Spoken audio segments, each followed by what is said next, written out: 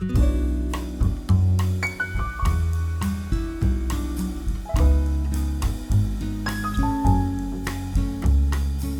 buenas tardes.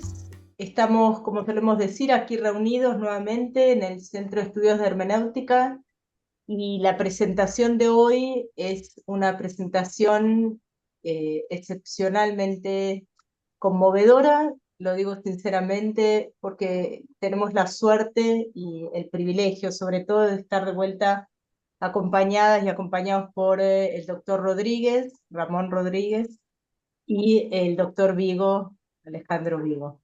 Queremos agradecerles a los dos. Se los puse esta mañana, se los mandé por un mensaje por mail en el cual Alejandro nos compartía unas bellísimas y conmovedoras fotos del filósofo a quien nos vamos a dedicar hoy, del doctor Wieland, acompañado por Gadamer.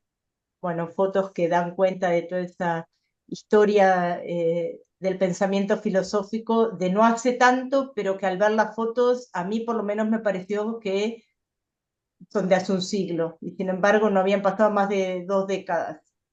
Y bueno, y lo que les ponía en ese correo, eso es lo que les quería contar, es que les agradecemos esta participación y este acompañamiento, en realidad incondicional, que tienen siempre Ramón y Alejandro desde antes de que se creara el Centro de Estudios de Hermenéutica. Así que es un agradecimiento porque son aportes, y no es por adular, sino que es realmente así. Los que están y las que están acá lo saben. Son aportes que nos dejan después elementos para volver a estudiar y seguir estudiando y pensar qué es lo que, bueno, por ahora podemos hacer a pesar de todo lo demás que está sucediendo. Así que sin más, charla, les voy a presentar el tema de hoy, o el contexto, lo que nos reúne hoy. Lo vieron en la invitación, sin embargo lo voy a volver a mencionar. Se tituló, o lo titularon quienes nos van a brindar la reunión de hoy: Diagnóstico y Facultad del Juicio, la medicina como ciencia práctica. Alejandro y Ramón nos van a presentar un diálogo. Esto va a ser realmente un diálogo sobre el concepto de diagnóstico y la facultad de juicio a partir de las investigaciones de Wolfgang Wieland dedicadas a la medicina concebida como una ciencia práctica. Las reflexiones se centrarán en la consideración de que, si bien la medicina utiliza en gran medida los resultados de las ciencias teóricas, no es una ciencia teórica, sino práctica, la cual, si bien no está dirigida a la justificación de proposiciones, sino de acciones, no permite, sin embargo, cambios y modificaciones abruptas en sus conceptos fundamentales. Así se plantea una cuestión fundamental, que es la del diagnóstico. Se han de encontrar, deducir y fundamentar en qué se entiende por diagnóstico, o se ha de acordar y establecer una convención sobre las reglas más pertinentes para el uso del término diagnóstico. Quien haya tenido contacto o como paciente o como de cualquier otra manera con el mundo médico o de la medicina, bueno, esto le resonará a una problemática constante y difícil, quizá casi irresoluble, ¿no? Podríamos quizá decir. Entonces, pensamos hace unos momentos que vamos a empezar con las palabras de Ramón Rodríguez. Entonces lo presento primero a él y luego a Alejandro Vigo, a los dos juntos, para no interrumpir después nuestro deleite en lo que en lo que nos van a presentar. Ramón Rodríguez es catedrático emérito de Filosofía en la Facultad de Filosofía de la Universidad Complutense de Madrid. Es autor de Método, Alteridad, Tiempo, nuevos ensayos sobre Heidegger, que se publicó en Madrid en el 2025, es decir, este año. La metafísica del siglo XX, que se publicó el año pasado. Gadamer, Comprender la verdad de la experiencia, Barcelona 2021, libro maravilloso, y que realmente pasó a ser libro de cabecera. Fenómeno e interpretación, Madrid en el 2015. Hermenéutica y subjetividad, se publicó en el 2010, Heidegger y las crisis de la época moderna, en Madrid, en el 1987 y en el 2006. Otra obra de Ramón Rodríguez es La transformación hermenéutica de la fenomenología, una interpretación de la obra temprana de Heidegger, que se publicó en Madrid en 1997 y luego la reeditamos en Unsamedita, es decir, la editorial de esta casa de altos estudios, en el año 2019. Del sujeto y la verdad se publicó en el 2004 en Madrid y editor de Métodos del Pensamiento Ontológico del 2002 también en Madrid. Lenguaje y categoría en la hermenéutica filosófica del 12, Ser y tiempo de Martin Heidegger, un comentario fenomenológico del 15 y guía Comares de Heidegger del 2018. Además ha publicado numerosos artículos y colaborado en múltiples volúmenes colectivos en los campos de la ética, la fenomenología y la hermenéutica. Es profesor invitado en diversas universidades iberoamericanas, por ejemplo en Argentina, en Puerto Rico, en Colombia, en Brasil, en Chile y en México. Y recibió el Premio Internacional Franco Volpi, otorgado por la Sociedad Iberoamericana de Estudios Heideggerianos en el 2013. Además es miembro del Colegio Libre de Eméritos. Siempre aclaro que las presentaciones que hacemos son un botón de muestra de lo que realmente en este caso es literal, esto que digo, es decir, es así tal cual, es un botoncito de muestra nomás de la trayectoria que tuvieron tanto o que tienen y que siguen haciendo tanto Ramón como Alejandro. Alejandro Vigo nació en Buenos Aires, bueno, esta es la fecha casi que la vamos a decir, en 1958, es profesor de filosofía y licenciado en filosofía por la Universidad de Buenos Aires y doctor en filosofía por la Universidad de Heidelberg, de Heidelberg, en Alemania. Ha sido becario del CONICET en Argentina y del DAAD de Alemania y de la Fundación Alexander von Humboldt, claro que de Alemania. Enseñó en las universidades de Buenos Aires desde el año 82 al 88, en la Universidad Los Andes en Chile desde el 93 hasta el 2001, en la Universidad Católica de Chile desde el 2001 hasta el 2006 y en Navarra del 2006 al 2020. Actualmente, es decir, a partir del año 2021, es profesor titular ordinario del Instituto de Filosofía de la Universidad de Los Andes, en Santiago de Chile. Es autor de 17 libros y coautor de otros 5. Ha editado o coeditado 15 libros y publicó más de 150 artículos y capítulos de libros en publicaciones especializadas. Entre el 2006 y el 2017 fue miembro titular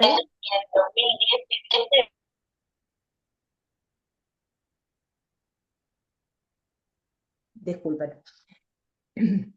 Entre el 2006 y el 2017 fue miembro titular del Instituto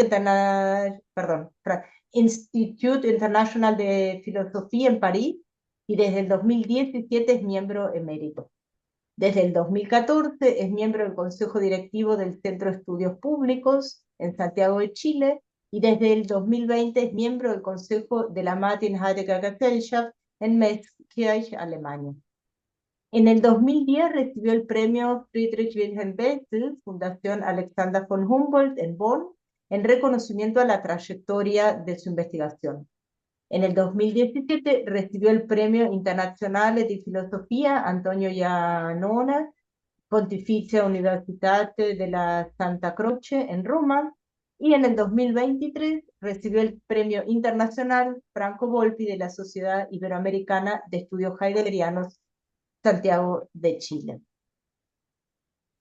Habiendo hecho esta brevísima presentación, te doy la palabra, Ramón, y les doy a los dos la palabra para este diálogo que ya nos alegra antes de antemano.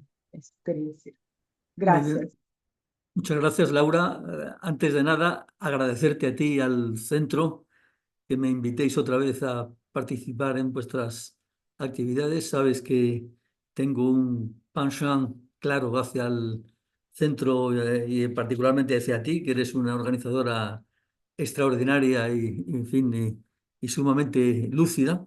De manera que por eso me he aceptado encantado esta posibilidad de participar en algo que Alejandro sabe que yo no soy ningún especialista. Voy a ver como por así decir, como un puro lector de una obra de Wieland al que yo conocía algo de sus escritos sobre filosofía griega y sobre Kant y demás, pero no desconocía esta faceta de estudios médicos. Y he de decir y que voy a hablar, digamos, como puro lector de esa obra, que me ha parecido extraordinaria en su profundidad y que responde muy bien a la práctica médica, no del médico, sino del paciente que va a los médicos. O sea, yo me he sentido muy reconocido en muchas de las cosas que dice, ¿no?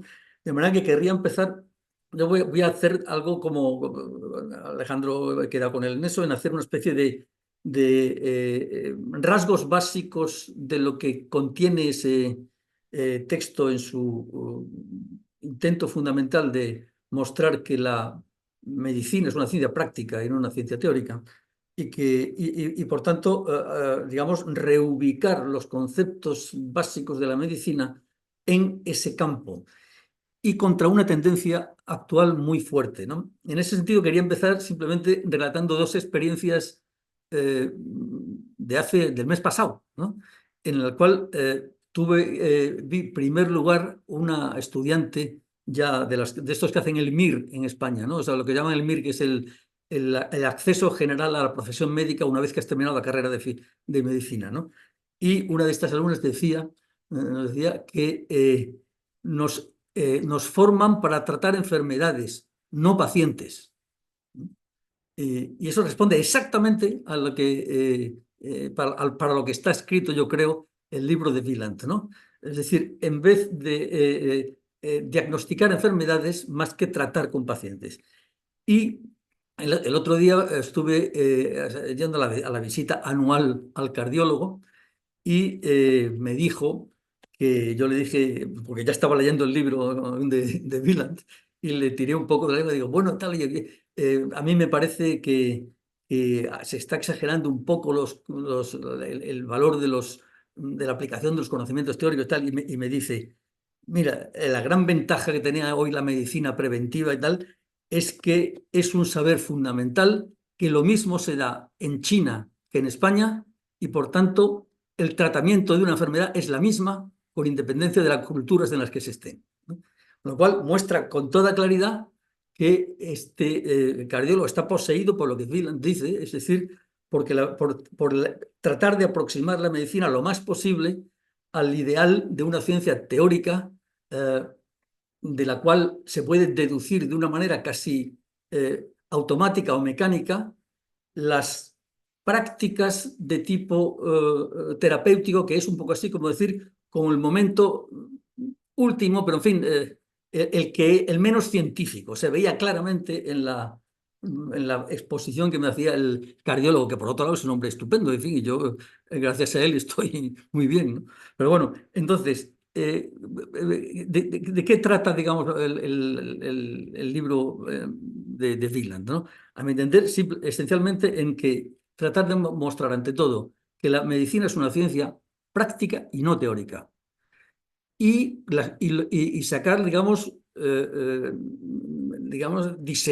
destripar esa peculiaridad de la ciencia práctica frente a la ciencia teórica y en un punto decisivo mostrar que, el modo como el predominio de la situación de la ciencia hoy, de la sociedad de la ciencia hoy, es básicamente entender las ciencias de la división de ciencias teóricas y ciencias aplicadas. Y la distinción de ciencia teórica y la ciencia aplicada, que todos conocemos, no solamente lo conoce el médico en su intento de aplicación de alguna ciencia teórica, tal como decía mi cardiólogo, sino lo conocemos todos los que estamos dedicados a la investigación de una u otra manera. Hemos tenido que poner en las casillas de las peticiones de proyectos si es un proyecto de una ciencia teórica o aplicada, ¿no? Entonces, un filósofo con pretensión hermenéutica como nosotros no sabíamos muy bien dónde poner la flechita, ¿no? Pues a eso responde en buena medida el libro Entonces, a mí lo que me ha interesado esencialmente son esas dos cosas, de cómo muestra Wieland con una precisión extraordinaria y muy notable que la relación, digamos que la idea de ciencia teórica y ciencia aplicada no se aplica a la medicina como ciencia práctica y, por tanto, el libro se concentra en ese punto decisivo de la medicina, que es, digamos, el punto de la conexión entre la teoría de los conceptos de una enfermedad y su aplicación concreta a un paciente, que es el momento del diagnóstico, ¿no? Entonces, en ese sentido, el libro investiga, por así decir, en qué consiste una ciencia práctica en su diferencia con las teóricas y que no se deja cuadrar por el modelo de la mera aplicación de la ciencia teórica, se muestra, digámoslo así, en un análisis del diagnóstico como punto focal del asunto, ¿no? Y ahí la idea de Wieland, que otra vez me parece absolutamente correcta, en lo que a mí me parece simplemente de la práctica de enfermo que va a las consultas médicas, ¿no? Es que está como imperando algo así, como él llama en algún momento, el absolutismo del diagnóstico, en el sentido de que es el diagnóstico la tarea médica fundamental, ¿no? Y en torno a él pivota, digamos, el ejercicio de la medicina, ¿no? Y que hay una especie de obligación constrictiva, de obligación constrictiva del diagnóstico, de manera que eso es el centro de la actividad médica, y lo cual conlleva, y hay una expresión muy fuerte de Wieland que me llamó la atención, Alejandro, que es el nihilismo terapéutico, dice, ¿no? Es decir, que el diagnóstico, digamos, abarca de tal manera la tarea médica fundamental que las consecuencias terapéuticas quedan como en un segundo lugar, en un lugar muy secundario, de manera que el ejercicio se centra en el diagnóstico exacto. En el fondo, como si el diagnóstico exacto fuese una especie de elaboración teórica, y las consecuencias prácticas de tipo natural terapéutico, que es lo esencial, quedan como en un segundo orden. Esa especie de nihilismo, en el sentido de desconsideración de lo propiamente terapéutico, es otro de los rasgos característicos del absolutismo del diagnóstico, ¿no? Entonces, lo esencial del libro, me parece, consiste en que ahora ya se centra Wieland digamos, ubicar el diagnóstico en su sitio adecuado en una ciencia práctica como es la medicina. Práctica en el sentido fundamental de que toda la medicina está orientada a realizar las acciones pertinentes para la curación no de una enfermedad, sino de el malestar concreto de este enfermo concreto. Y eso es, digamos, la tarea fundamental que hace que se distinga claramente de que sea la mera aplicación de conocimientos teóricos previamente dados. Entonces, claro, lo que Wieland hace de una manera muy precisa, se nota que, Alejandro, que la comparación constante con la filosofía de la ciencia, se nota que había trabajado enormemente la situación de la filosofía de la ciencia contemporánea, y el grueso de esos capítulos está dedicado justamente a hacer un análisis, digamos, de la diferencia del tipo de enunciado que es el diagnóstico, con los tipos de enunciados teóricos y de los enunciados de las ciencias aplicadas, ¿no?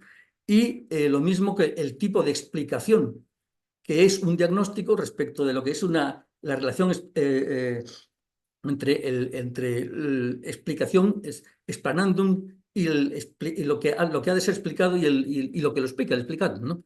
Entonces, en ese sentido, a mí lo que me ha llamado la atención, voy a decir solamente un par o tres de cosas que me han llamado realmente la atención por la precisión de la elaboración del lugar del diagnóstico en la medicina, ¿no? Lo primero que me llama la atención es el diagnóstico es un enunciado singular, es decir, fulanito de tal en un momento determinado tiene la enfermedad tal, ¿no? Por tanto, es un enunciado singular, y lo primero que me llamó la atención, por lo bien visto que está, es que ese enunciado singular no es un enunciado singular que sea el que vemos en lógica cuantificacional cuando decimos que hay una variable ligada, ¿no? existe un X tal que f de X, ¿no? Ese X tal no es una variable ligada que puede ser sustituida por no importa qué individuo, sino que esa variable, eso no es un enunciado singular en el diagnóstico. El diagnóstico es el diagnóstico en el cual esa X no puede ser despejada por como las variables ligadas por cualquier individuo, sino por un nombre propio. Es este fulanito concreto el que es el sujeto y es insustituible por cualquier otro, ¿no? Por tanto, hay una especificidad del diagnóstico como enunciado singular que le distingue completamente de los casos particulares que confirman una ley general, ¿no? En segundo lugar, está clarísimo que el diagnóstico está ligado a un momento del tiempo. El momento del tiempo es absolutamente decisivo. No es, y como dice también con gran agudeza Wieland, ese momento del tiempo no se puede ser sustituido sin más por una variable temporal, que puede ser sustituida por cualquier momento del tiempo. No. No es un momento temporal dado que lo simbolizamos con una T. No. Es el momento específico del tiempo del curso del malestar de un paciente. Y por tanto, esa variable de edad tampoco equivale a la propia de los enunciados temporales de una ciencia teórica, ¿no? Y sobre todo el enunciado, el enunciado que es el diagnóstico no tiene nunca la función del caso típico, del caso particular que confirma una regla.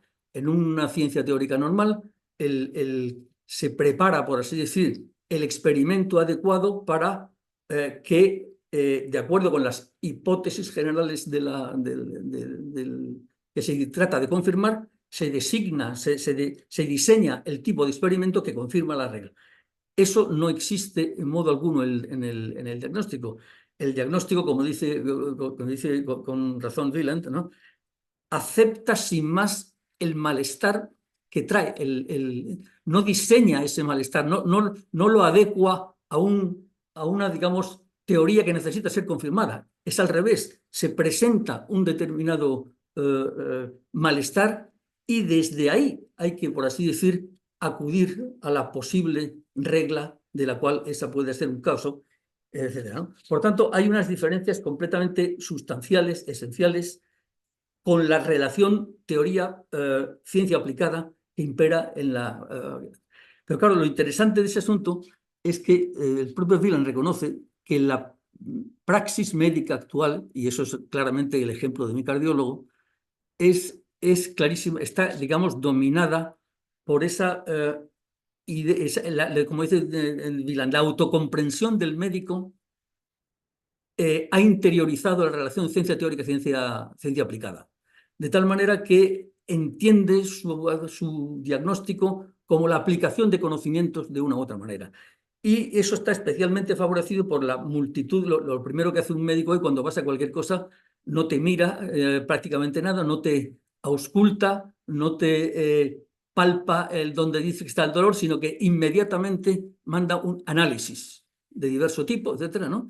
Y esos análisis, digamos, son, por así decir, los datos fundamentales de los cuales va a sacar la enfermedad en cuestión, pero no la peculiaridad del malestar del enfermo, ¿no? Bueno, pues en ese sentido, lo que me parece claro es que Wieland dice con razón que en el fondo el médico no es suficientemente consciente hoy del carácter propiamente práctico de su saber, ¿no? Y lo enfoca desde la aplicación de una determinada ciencia y maladecua, o sea, su hacer a esa previa diseño de ciencia teórica, ciencia aplicada. Entonces, lo que claramente muestra Wieland es que la medicina como ciencia práctica, entonces, lo que hace en la parte final del capítulo segundo es decir, bueno, vamos a ver cómo reenfocamos el diagnóstico visto desde una ciencia práctica. Eso quiere decir que el diagnóstico es fundamentalmente un medio auxiliar para las acciones pertinentes Perdón, que se me ha... no sé qué pasa aquí, un momento. Perdón. Sí. Que es un medio auxiliar en un proceso práctico. Entonces, en ese sentido, lo que quiere decir es que el diagnóstico es un medio auxiliar en la determinación y en la revisión de la acción terapéutica. Y por tanto, hay que verlo en ese sentido, ¿no? Y en ese sentido, el concepto básico que utiliza Wieland en ese momento es el concepto kantiano de la Beurteilung, del enjuiciamiento, del ejercicio de la facultad de juzgar, ¿no? Lo que hace el médico realmente es subsumir en una regla un determinado caso, y eso es lo fundamental. Ustedes recordarán probablemente que Kant, yo creo que es en la analítica de los principios, Alejandro, no sé si te acuerdas exactamente, donde Kant dice exactamente que, que la facultad de juzgar no puede ser enseñada, sino que solo puede ser ejercida, ¿no? Y creo recordar, si no recuerdo porque no he tenido tiempo de mirarlo, que cita específicamente al médico y al juez, si no recuerdo, es decir, que en ese punto esencial, digamos así, y Wieland recoge exactamente eso, es decir, una regla no decide cuáles son los casos de la regla. ¿No? No, la regla misma no puedes decir si esto es caso de ella o no lo es. Y eso requiere una facultad específica que es justamente la que se ejerce en el diagnóstico y que es la que ve si eso es un caso o no. Y lo que Wieland quiere decir es que eso no se deduce de ninguna manera del sistema de conceptos de la enfermedad, sino que eso tiene que ser algo explícitamente ejercido, y ahí es donde entra el concepto fundamental por la experiencia del propio médico. De manera que el concepto de experiencia práctica del médico es un punto decisivo de una ciencia práctica, como lo es la facultad misma de juzgar, ¿no? Y eso es interesante porque efectivamente, no sé si os dais cuenta, clarísimamente en España los grandes médicos del siglo XX, me acuerdo perfectamente, tipo Gregorio Marañón o Jiménez Díaz, etcétera, eran grandes internistas. Es decir, no eran especialistas en ningún ámbito determinado, ¿no?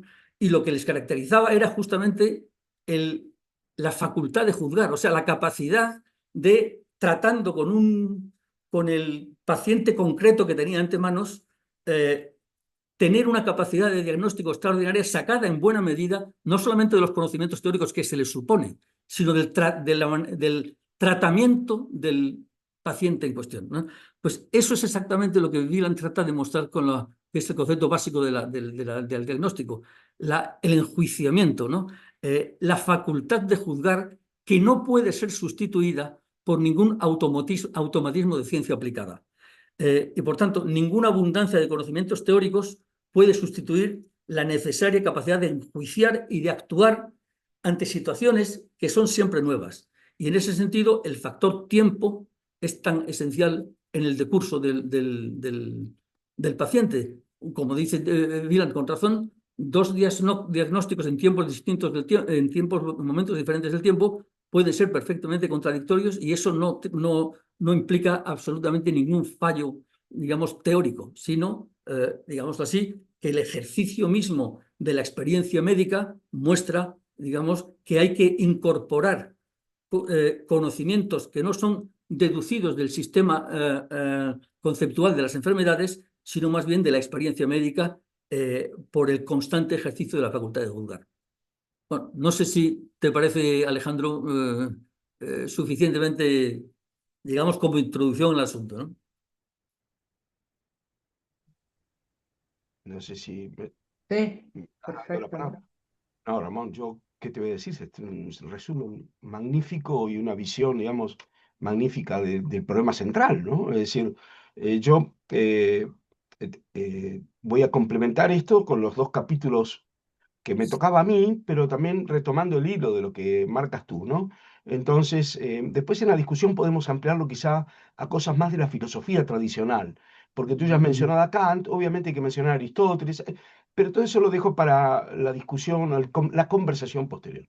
Pero retomando el hilo, yo recapitularía en dos puntos que marcó Ramón muy fuertemente, ¿no?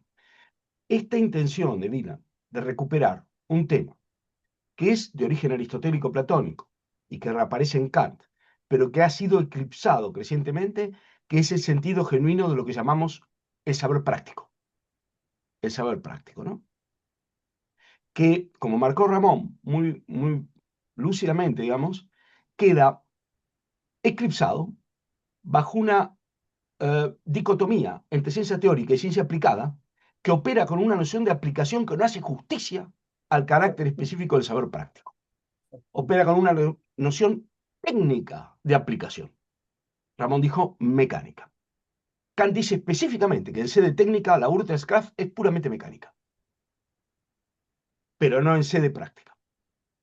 Ese es el primer punto que hay aquí. Y el segundo es la idea de una ciencia práctica que está consciente de que no puede ella misma sustituir al saber práctico, que no es lo mismo que la ciencia práctica. Es decir, vamos a ponerlo en términos de Aristóteles o de Kant. Vamos a Aristóteles. En Aristóteles tenemos la teoría ética, que es una ciencia filosófica. Esa es una ciencia práctica. La teoría ética, sin embargo, identifica una instancia que encarna el saber práctico, que es la frónesis, que no es ciencia, y sobre la cual la ciencia puede hablar, teorizar y explicar qué es, pero no puede sustituir. Ese es el diseño específico de una ciencia práctica consciente de su propio límite, porque delegan una facultad que ella misma no es parte de la ciencia, el cumplimiento de ciertas tareas que la propia ciencia sabe que por sí misma no puede cumplir. La mediación entre lo universal y lo particular. Ese es el esquema fundamental que está presente en la ética Nicómaco. A mí Wieland me hizo hacer mi tesis sobre eso. Y eso está presente en la teoría kantiana de la Urterskraft, naturalmente. Si la teoría identifica la Urterskraft, pero no sustituye la Urterskraft. No hay manera de sustituir teóricamente la tarea de la facultad del juicio. En eso están de acuerdo Kant y Aristóteles, naturalmente, ¿no? Después sobre lo práctico vamos a poder hablar más porque hay todo un periplo de qué pasó con lo práctico, por qué lo práctico se hace tan esquivo y a pesar de que usamos la noción en un sentido cotidiano todo el tiempo y sin embargo no ha perdido toda su especificidad, pero de eso podemos hablar después. Entonces, en los capítulos 3 y 4, que son los que me tocaba a mí presentar mínimamente, el tercer capítulo trata de los conceptos de enfermedad y de las llamadas Krankheitseinheiten, las unidades de enfermedad, o sea, lo que hace que una unidad sea tratable como algo uno, por así decirlo, ¿no? Lo que hace Wieland ahí es lo siguiente, ¿no? Ramón aludió al hecho de que acá tenemos una peculiar situación de mediar entre reglas y casos, ¿no? Entonces la pregunta ahora es cuáles son las reglas, básicamente, ¿no? ¿Qué tipo de reglas están en juego aquí, ¿no? Y esta es la temática que tiene que ver con los conceptos de enfermedad, ¿no? Y con lo que constituye la unidad de una enfermedad, ¿no? Y este capítulo es interesantísimo, y el cuarto es una continuación, porque muestra la evolución que ha habido en el ámbito de la medicina teórica al respecto, ¿no? Es decir, yo voy a tratar de ser breve, tengo muchas notas, pero voy a tratar de ser breve. El punto fundamental aquí es que durante mucho tiempo la teoría médica naciente, estoy hablando del siglo XVI, XVII, ¿no es cierto? Sydenham y otros, ¿no? El llamado del Hipócrates inglés, ¿no es cierto? Tendió a operar con un modelo de conceptos de enfermedad, como si los conceptos de enfermedad designaran unidades naturales al modo de las especies biológicas o botánicas. Así como hay una taxonomía de animales, ¿no es cierto? O de vegetales, ¿no? Una taxonomía biológica en general, hay algo así como una taxonomía nosoológica, es decir, de enfermedades. Entonces la idea es que hubiera especies naturales de enfermedades y tendencialmente de que la enfermedad es tratable como una cosa,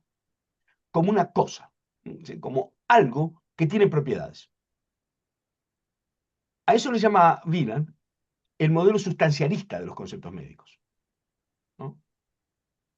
La tendencia a sustancializar la enfermedad, a tratarla en analogía con las clases naturales de cosas, en particular en la biología ¿no es cierto? En el ámbito animal, en la fauna, la flora, etcétera, ¿no? Donde la taxonomía tiene un papel importantísimo, naturalmente, ¿no? Bueno, esa tendencia a tratar la enfermedad como una unidad sustancial está asociada con un modelo de causalidad predominante. ¿Cuál es el modelo de causalidad predominante en los siglos XVI y XVII? Bueno, básicamente el mecánico. El modelo de causalidad mecánico es un modelo, digamos así, que por su eficacia en el ámbito mecánico se impuso como paradigma epistemológico generalizado. También en el ámbito de la biología. Y ya se sabe que los siglos XVI y XVII tienen una gran mecánica y una pésima biología. Mm. Si uno va a Aristóteles pasa lo contrario. Aristóteles es un gran biólogo y un pésimo mecánico. El primero que se da cuenta de la insuficiencia, de la necesidad de vincular esto de otra manera, es Kant en la crítica del juicio, cuando dice que no puede haber un Newton de la biología. ¿No es cierto? Dice Kant eso poniéndole límite al impacto del éxito de la mecánica en sede epistemológica. ¿Cuál es el modelo causal mecánico básico que aplica aquí? El modelo de una causa identificable y única que produce un efecto único identificable. Piensen en Hume y las bolas de billar, ¿no es cierto? Transmisión de impacto. ¿Mm? Dicho sea de paso, y hoy acabo de escribir un periódico, ya me estoy haciendo echar del país, de la aplicación de este sistema en la sede universitaria tratando de medir impacto del conocimiento. Simon Blackburn acaba de dar una entrevista hace unos años, ya es un discípulo de Russell, todavía vive, diciendo que ese modelo de impacto de la mecánica aplicado al conocimiento es un disparate teórico y que una universidad que hace eso debería avergonzarse. ¿No es cierto? Porque si uno quiere aplicar el modelo de cómo el conocimiento se difunde, ni las ondas resultan demasiado bien para explicar, pero nunca el impacto. Bueno, sin embargo, nosotros tenemos indicadores de impacto que nos están asfixiando por todas partes porque se opera con ese modelo. Bueno, ese modelo de causalidad, ¿no es cierto?, tiene su razón de ser. No es un modelo inútil. El problema es la extrapolación a todos los ámbitos, ¿no? Bueno, el modelo de causalidad mecánico está asociado a las enfermedades infecciosas, fundamentalmente. ¿Por qué? Porque hay un agente único, ojalá identificable, aunque sea de manera microscópica, es el productor de una serie de efectos identificables. El predominio y el descubrimiento de la infección, porque no se conocían las infecciones antes, ¿no? Uno se conocían modelos como que la enfermedad es la transmisión de una mancha o cosas así, de impureza, pero no de que hay un agente, ¿no es cierto? Un virus, un bacilo, algo, por ejemplo, Wieland cita en muchos lugares a Robert Koch, el que descubrió el bacilo de la tuberculosis, ¿no es cierto? El impacto que tiene ese modelo monocausal y lineal de explicación se asocia a la tendencia a ver la enfermedad como una entidad sustancial. ¿No es cierto? Entonces lo que tenemos acá ahora es que la entidad sustancial, enfermedad, ataca a través de un agente o lo que sea a un organismo y produce en ese organismo unos efectos identificables. Y toda la terapia tiene que ver con el combate con ese agente individualizado. Eso que es pensamiento científico mecánico, pero que tiene una resonancia demonológica, Wieland lo presenta así en el capítulo 3, conecta esta explicación mecánica con la explicación mágica. Wieland lo hace todo de una manera mucho más, bueno, yo soy bonaerense, mucho menos provocativa y enfática, pero está diciendo que este modelo tiene ecos mágicos. Eso lo hemos visto aparecer en la pandemia, naturalmente, donde la reaparición de la infección, en la época en que creíamos que habíamos vencido las infecciones y que el problema era otro, las enfermedades degenerativas, ¿no es cierto?, produjo las mismas reacciones ancestrales de siempre. El terror ante algo que no se ve, que ataca y es letal, bueno, y todo lo que rodea a ese tipo de constelación, ¿no es cierto? Bueno, ese modelo mecanicista asociado al modelo sustancialista de la enfermedad y al sistema de los conceptos sustanciales de enfermedad es lo que Wieland pone en el foco como insuficiente para la explicación médica hoy. Obviamente, si un médico tiene ese trasfondo, ese modelo de causalidad y ese modelo de conceptualidad médica, la tarea que tiene que realizar la facultad del juicio es muy distinta y mucho más trivial que en el caso en que varíe la conceptualidad en cuestión. ¿Por qué? Porque uno puede fingir que ahí lo que está haciendo es aplicar más o menos conceptos de clases naturales a casos particulares. Ahí la tarea de aplicación no es cero, no está completamente libre de dificultades, pero es sustancialmente menos dificultosa que en otros casos. ¿Qué ocurre, sin embargo, cuando el avance mismo de la medicina el descubrimiento o, más vale, digámoslo así, la pérdida de protagonismo de las enfermedades infecciosas justamente por el descubrimiento de ciertas terapias, hacen que pase al primer plano, no la enfermedad infecciosa como paradigma de la enfermedad, sino la enfermedad degenerativa, los tumores, el reuma, la arteriosclerosis, bueno, pónganlo ustedes todo lo que son multicausales, multifactoriales, donde no es posible identificar una causa única, individual, que pueda dar cuenta de todo lo que ocurre. Bueno, lo que ocurre ahí es que la conceptualidad misma médica, los conceptos básicos de la ciencia teórica, adquieren un carácter diferente, dice Wieland. Y Wieland dice que todavía la medicina no ha reflexionado suficientemente en el nivel metateórico sobre el cambio que ha habido en ella en el nivel teórico. Sigue operando, digamos así, en el nivel, digamos así, metateórico, como si su teoría fuera la misma que era tradicionalmente. Y eso ya no es así, naturalmente, ¿no? Entonces, el cambio en esa red de conceptos, digamos así, que ya no son concebidos como conceptos sustanciales de manera naif, como dice Wieland, ¿no?, a conceptos de carácter más operacional, que designan procesos dinámicos y no entidades fijas sustanciales, conceptos de enfermedad de carácter dinámico procesual y no de carácter presuntamente sustancial, ¿no es cierto? Y el largo etcétera que acompaña todo eso, va de la mano también con una modificación profunda de los modelos de causalidad aplicables. Porque el modelo de causalidad, de causa única con efecto único inmediato, va dejando paso a un modelo que Wieland llama condicionalismo. Condicionalismo. En el cual un conjunto de condiciones, ¿no es cierto?, dentro de los cuales eventualmente hay que identificar condiciones principales, pero no puede hacerse abstracción de todas las demás, empieza a ser empleado como mecanismo de explicación de lo que ocurre en un proceso vital determinado, ¿no? Este es un cambio teórico fundamental, naturalmente, ¿no? Ahora, bueno, Wieland tiene páginas luminosas sobre esta cuestión, ¿no? Yo voy a decir un par de cosas sobre la causalidad luego, ¿no?, pero muy brevemente, porque si no me voy por las ramas y no quiero ahora monopolizar, ¿no? Pero este cambio de paradigma, digamos así, que se da de hecho en la medicina, es algo que la reflexión sobre la teoría médica está todavía muy por detrás de lo que de hecho está ocurriendo. Por eso Wieland cree que la praxis médica todavía tiene más conciencia de sí que la teoría médica respecto de esa praxis, ¿no? Aunque la praxis se vea crecientemente alienada por la teoría médica. Porque ¿qué es lo que ocurre aquí? Que el médico sabe en la práctica que opera no con un sistema unívoco de conceptos determinados de antemano que aplica mecánicamente, sino que acá hay un montón de cosas a considerar. Y que por lo pronto diagnosticar es lo más difícil que hay, ¿no es cierto?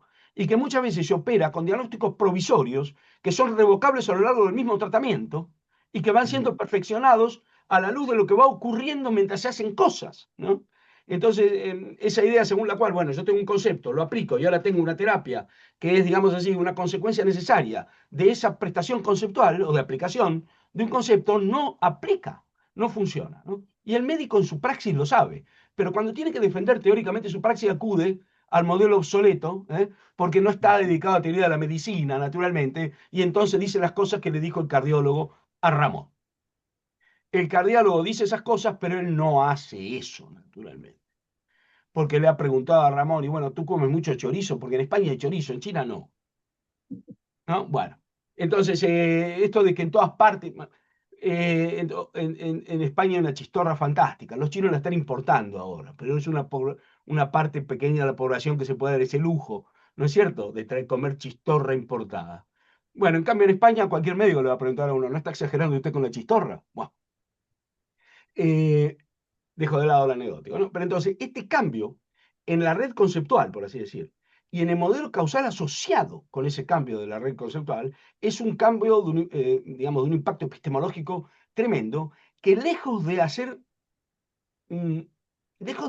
menos relevante la función de la facultad del juicio, debería reconocer su mayor importancia, paradójicamente. ¿Por qué? Porque es donde, en un modelo de causalidad del tipo del condicionalismo, los aspectos que tienen que ver con la selección del punto de vista relevante, con la distinción de los factores principales de los secundarios, con la distinción de lo próximo y lo remoto, y un largo etcétera, que es siempre de carácter prudencial, ¿no es cierto?, siempre de carácter reflexivo, todo eso tiene un protagonismo mucho mayor que si aplicar un modelo de causalidad del tipo del que Wieland está criticando, asociado a los conceptos sustanciales de enfermedad.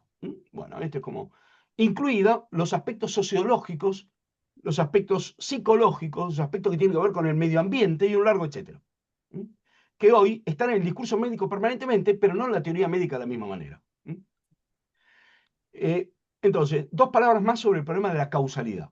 Y con eso termino, no sé si me extendí mucho, Laura, censúrame, por favor. Censúrame. Está Eh, perfecto. bueno, 2 minutitos para decir algo sobre este. A ver, supongamos que no nos interesa para nada el tema del diagnóstico y la teoría médica. Yo soy una persona que nunca tuvo interés en eso.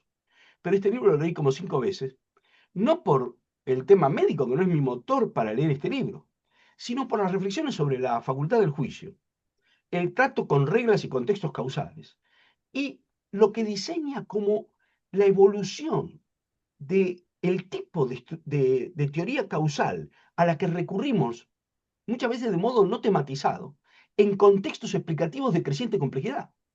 Eso es lo que me interesó a mí de este libro, ¿no? Y que me ha hecho leerlo muchas veces. Lo leí en el tren en España cuando iba a verlo a Ramón, muchas veces iba leyendo este libro. Yo. Digo, bueno, no me interesa el diagnóstico en particular, ¿no es cierto? Y uno en general no quiere tener diagnóstico, sobre todo cuando suenan mal. Pero, pero claro, el problema filosófico que aparece en el último capítulo del libro, sobre el problema de la causalidad, es para cualquier persona dedicada a la filosofía de altísimo interés, ¿no? Y aquí Dylan naturalmente defiende algo que es cierta aplicación pragmáticamente orientada de un modelo condicionalista. ¿Por qué digo esto? Porque acá tenemos como 2 peligros opuestos, pero que tienen básicamente el mismo resultado. Si uno operara con un modelo causal de tipo cuasi mecánico, asociado con una visión sustancialista de la enfermedad, ¿no es cierto? El papel de la facultad del juicio se ve reducido al mínimo porque uno está creyendo que está en presencia del contexto de aplicación técnico-mecánica. Por el otro lado, si uno aplica un modelo condicionalista no calificado, un condicionalismo puro, desaparece también toda posibilidad de reflexión. Porque en un modelo condicionalista puro, que no introduce diferencias entre las condiciones, por así decir, ni puntos de vista a la hora de aplicar al caso particular, las condiciones, solo se puede decir una cosa, que un estado total del mundo 1 produce un estado total del mundo 2. Ni siquiera la focalización en este paciente se puede explicar de esa manera. Uno podría explicar eso de un punto de vista cósmico diciendo, el estado del mundo 1 provocó el estado del mundo 2 en el cual Alejandro Vigo tiene esta enfermedad. ¿Me explico? Entonces, un modelo condicionalista puro tampoco aplica en sede médica. Es un modelo condicionalista cualificado por criterios de relevancia, lo que puede aplicar aquí. Entonces, ahora la pregunta es de dónde proceden los criterios de relevancia. Porque los criterios de relevancia no pueden tener un origen puramente descriptivo. Tienen que tener un origen de carácter práctico y por lo tanto normativo. Y es aquí donde se ve la importancia de concebir la medicina como una ciencia práctica, que apunta a obtener algo que se considera mejor, ¿no es cierto? Bueno, el restablecimiento de la salud o lo que sea. Ese objetivo, desde ahí se derivan criterios de relevancia que permiten tratar de una manera reflexiva con conjuntos amplísimos, potencialmente infinitos de condiciones. ¿No es cierto? Porque si uno dice, bueno, ahora hay que resolver todo esto en un conjunto de condiciones, eso va al infinito, naturalmente. Porque cada condición tiene una red de condiciones por detrás y todo esto lleva a una búsqueda sin término de condiciones. Esa no puede ser la tarea del diagnóstico, porque un diagnóstico que procede así nunca se realiza. ¿No es cierto? Entonces, Wieland presenta acá un modelo que llama del doble cono, por así decirlo, ¿no? El modelo causal del doble cono, como si dijéramos un cono así y otro abajo unidos por el vértice. Ese vértice es el caso concreto del enfermo en cuestión, ¿no es cierto? Que hay que diagnosticar y tratar. Dentro de lo posible diagnosticar y dentro de lo posible tratar. Esa es la tarea práctica que tiene el médico, no es una tarea teórica, como marcó muy bien Ramón. El cono que se abre hacia arriba es el conjunto de condiciones y condiciones de condiciones que están en una red, digamos así, es reticular la estructura que hay dentro, no lineal, ¿no es cierto? Y el cono que se abre hacia abajo es el conjunto de resultados condicionados que tienen que ver con el desarrollo de la enfermedad y con el desarrollo de la terapia. Ese conjunto también es reticular en su interior, ¿no? Fíjense la complejidad del modelo con el que está lidiando el que dice, bueno, usted tiene que hacer esto. Usted tiene tal cosa, probablemente tome tal cosa, o haga tal cosa, o deje de hacer esto. Claro, poner eso en el plano teórico, ¿no es cierto?, implica tener en cuenta una cantidad, digamos, de estructuras, ¿no es cierto?, que dialogan entre sí, que, claro, al llamar la atención sobre eso, entonces uno está realzando el papel que tiene la capacidad reflexiva, ¿no es cierto? Porque esto no se puede hacer desde un punto de vista simplemente algorítmico, por la sencilla razón de que a un algoritmo hay que dictarle desde afuera los criterios de relevancia. Es decir, yo al algoritmo le tengo que decir qué espero que me dé como resultado porque me interesa calcular esto y no lo otro. No sé si me explico, ¿eh? Entonces, esta ficción, de cual algorítmicamente se pudiera reducir a cero, el papel de la reflexión es contra todo lo que, digamos, el punto central contra el cual se dirige todo el discurso de Binan, hasta donde yo lo entiendo, y la reivindicación de la especificidad del saber práctico, distinto de la ciencia práctica. Distinto de la ciencia práctica. La medicina es ciencia práctica, pero está remitida al saber práctico, que es lo que hace el médico. Ella es ciencia práctica y el médico es alguien que encarna un saber práctico. El médico que merezca el nombre de tal. O sea, alguien que encarna una forma de ejercer la facultad del juicio. Bueno, el modelo de condicionalismo que se aplica aquí, digo estas dos cosas para terminar, tiene un aspecto aristotélico y un aspecto kantiano, hasta donde yo veo. Obviamente uno podría vincularlo también con teorías modernas como la de Mackie, ¿no? La famosa Inus Condition, bueno, eso es un tema, por ejemplo, Mackie en ese desarrollo, ¿no es cierto?, de la causalidad explicada de manera condicionalista, como en términos de lo que se llama Inus Condition, ¿no? Una condición insuficiente, pero necesaria, de que algo sea la condición innecesaria pero suficiente para que ocurra algo. Voy a poner un ejemplo de este trabalengua.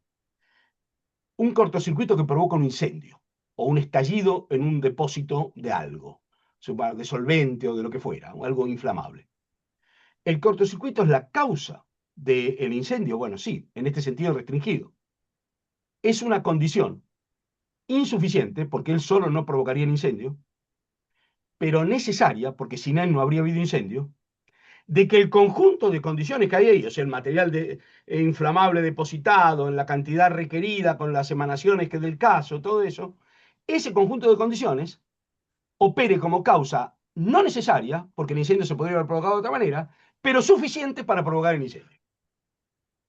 Ese es uno de los modelos de causalidad más en boga, en la teoría analítica de la causalidad, el libro El cemento del universo de Mackie, de los años 60, ¿no? Las Inus Condition, ¿no? Una condición insuficiente pero necesaria para que algo sea condición no necesaria pero suficiente de la ocurrencia de otra cosa. Wieland no cita a Mackie, pero el modelo que él presenta para la medicina es emparentado con eso, ¿no es cierto?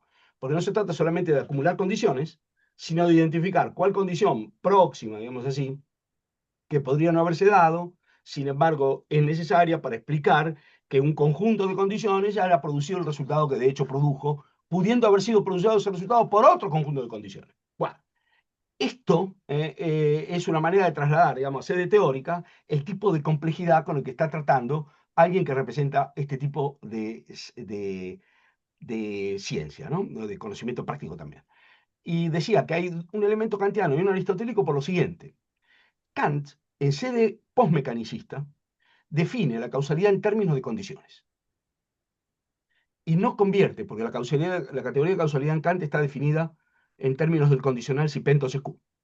Y la fuerza, que es la idea que está en el mecanicismo, está tomada no como una categoría, sino como un predicamento.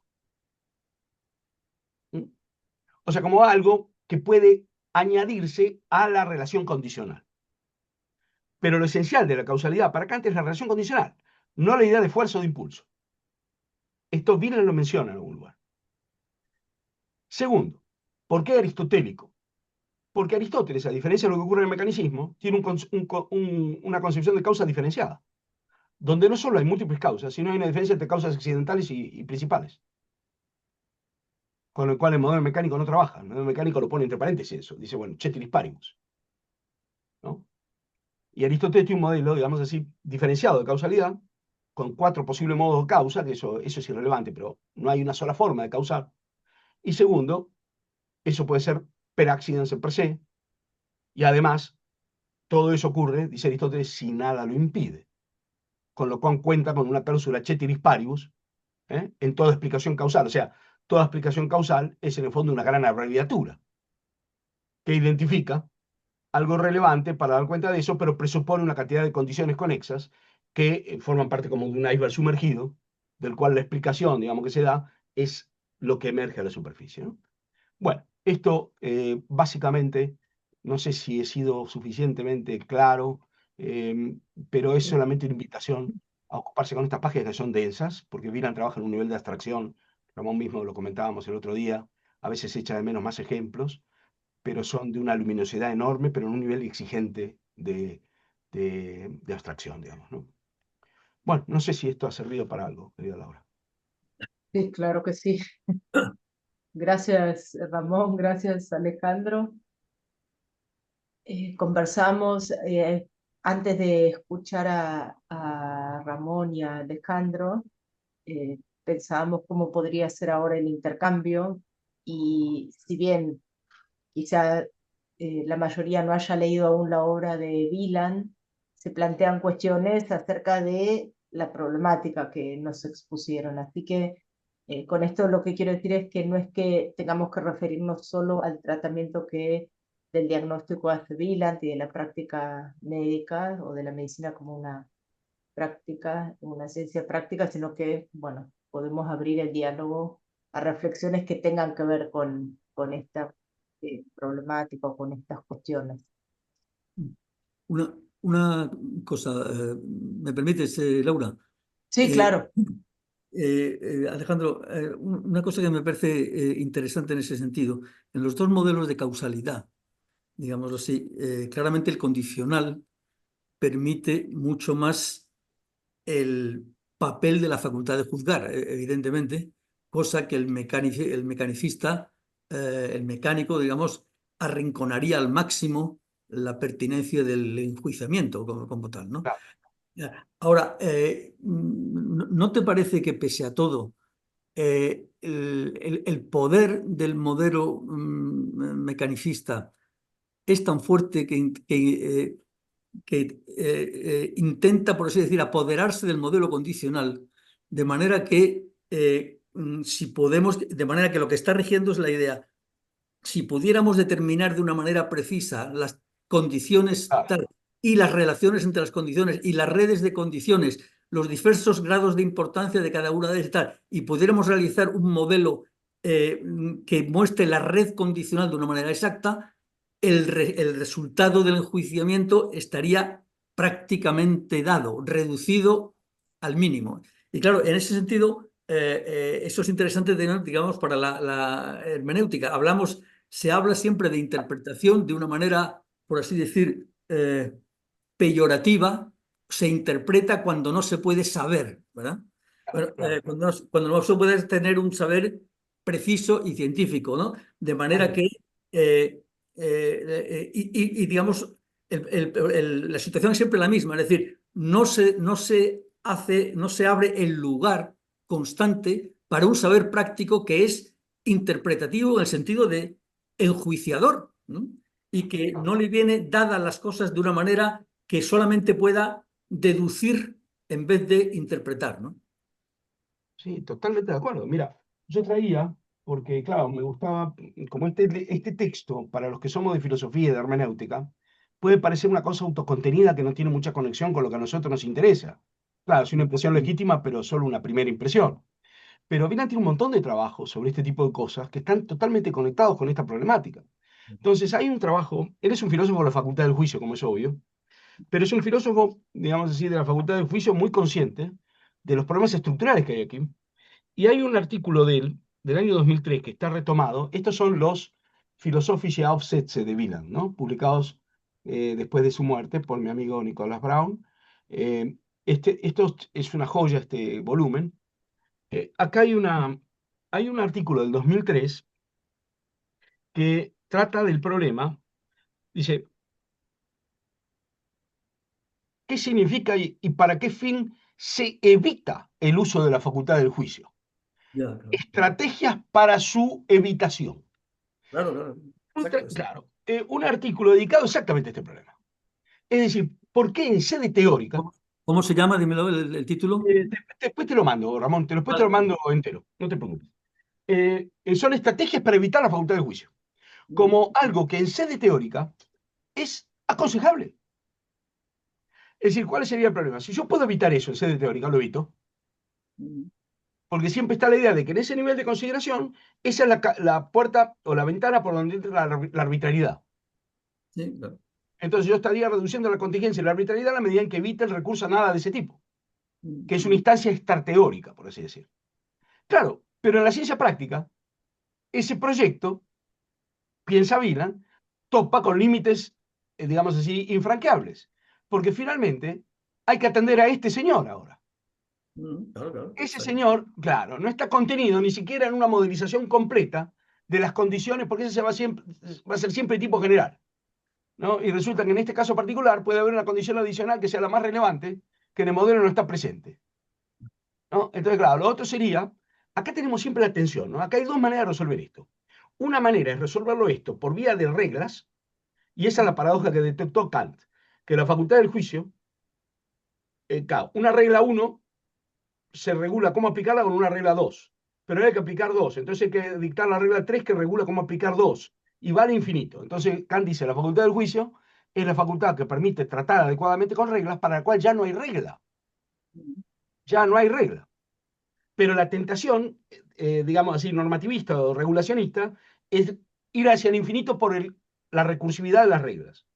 Y la otra tentación es introducir todo lo particular de tal manera de disolver las reglas en la casuística. Claro, claro. Si yo convierto cada regla en equivalente al caso, bueno, pues no hay más reglas. Y, y el Spannungsfeld, como dice a veces Vila, ¿no? El campo de fuerza en el que se tiene que mover la reflexión es la evitación de ambos reduccionismos. No se puede reducir ni el caso a las reglas, ni las reglas al caso. Hay que poder mediar razonablemente entre regla y caso. Bueno, Exacto. esa es la tarea de fondo. Ahora, bueno, en fin, no quiero irme por las ramas, pero el caso de la medicina, a mí Wieland, cuando me hizo trabajar sobre la ética de Nicómaco, yo quería hacer la física, me dijo, no, haga la ética, tiempo práctico. Ahí, estudiando eso, me di cuenta, por ejemplo, Jäger, el famoso autor de la Paideia, tiene un articulito muy bonito sobre el empleo de la medicina como ejemplo metódico en la ética aristotélica. Porque no solo Kant cita al médico del juez, Aristóteles también cuando pone el ejercicio, por ejemplo, el reconocimiento del kairos, que es típico en toda ciencia práctica, el momento adecuado. El diagnóstico y la terapia tienen que llegar en el momento adecuado. Después ya es otra cosa. Antes también. Dice el estratega, el navegante, el médico.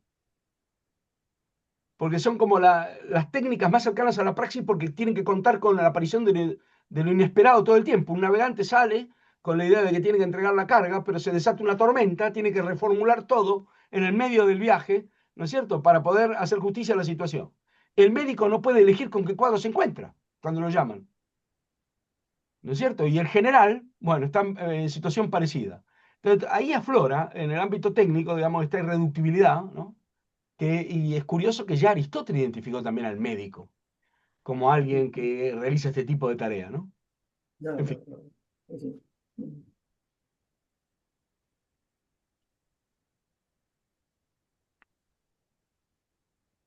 Sí, adelante. Arranco entonces con la pregunta. Sí, sí, sí, ¿Se por escucha favor. bien? Sí. Bueno, excelente. Como siempre, estos dos exponentes son un lujo.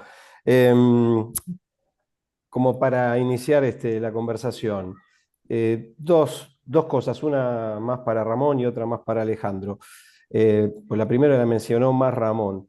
El diagnóstico, ¿no? Yo tomé nota acá, dijo Ramón, es algo singularísimo, ¿no? Que viene dado sobre un paciente que tiene un nombre y apellido, está situado temporalmente, ¿sí? Siempre es en un aquí y ahora, conlleva un malestar dado, con tales y cuales características, e implica un juicio de subsunción, ¿no? En sentido kantiano. Entonces, teniendo en cuenta la sumatoria de todo esto, ¿hay algo en esto del orden acontecial? Refiriéndome a esta corriente fenomenológica hermenéutica, ¿no? ¿Qué tiene de acontecial esto en la práctica médica. Esa es una. Y la otra, yo no podía dejar de pensar en la inteligencia artificial cada vez que hablaba Alejandro sobre la distinción de las dos líneas de causalidad, ¿no? La del condicionalismo y la otra más de la pluricausalidad más abierta. ¿Por qué? Bueno, es una tendencia mundial la aplicación de la inteligencia artificial en todos los órdenes de la vida. Y yo supongo que en la práctica médica debe estar sondeándose eso también. Yo veo, por lo que dice Alejandro, que digamos en la práctica médica, en la frónesis médica, hay un poco de deducción, de inducción y de abducción, me parece a mí, ¿no?